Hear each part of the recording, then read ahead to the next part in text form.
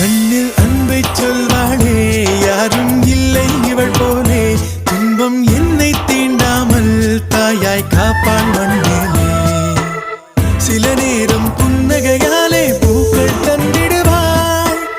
சில நேரம் சண்டைகளாலே என்னை வென்றிடுவாள் பேசாமல் மௌனத்தினாலே மனதை சொல்லிடுவாள் இவள் சொந்தம் போதும் என்னும் எண்ணம் தந்திடுவாள் கண்ணில் அன்பை சொல்வாள்